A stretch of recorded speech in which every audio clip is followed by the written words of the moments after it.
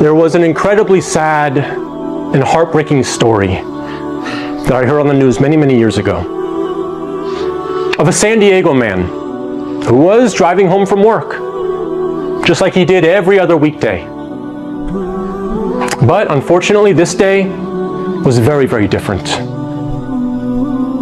And that's because when he was driving home and he was getting closer to his neighborhood, he heard sirens and he became very concerned.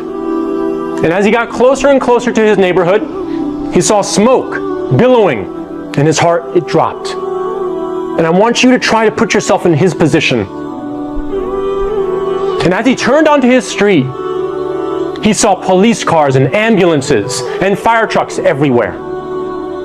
And as he came closer and closer to his house, finally he made it as close as he could. He looked up, and his house was engulfed in flames. And his family was still inside. And the end result was his 2 children and his wife and his mother-in-law all died. Now just try to imagine being him. Obviously we can't do that unless you've lost somebody very close to you, tragically.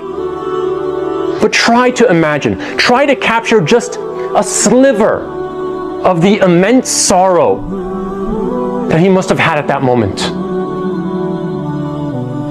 His family killed. His house burned down. Now, listen to this hadith of the Prophet, peace and blessings be upon him. He said, the person that misses the Asr prayer, it's as if they lost their family and all their wealth. SubhanAllah. How can we, after hearing this hadith, ever miss another salah again?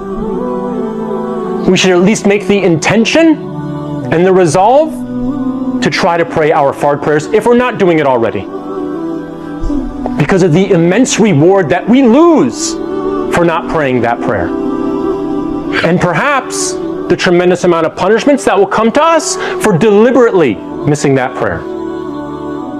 The Prophet, peace and blessings be upon him, he said the first thing that will be inquired, that you will be held to account for on the Day of Judgment, is your salah.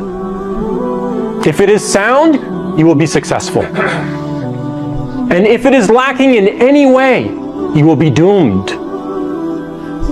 In another hadith, the Prophet, peace be upon him, he said that if someone leaves off the prayer, meaning they don't pray, they are a disbeliever.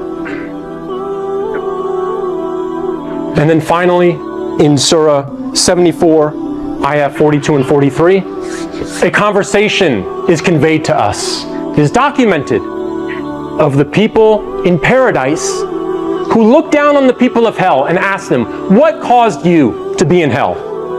And they responded, we were not of those who prayed.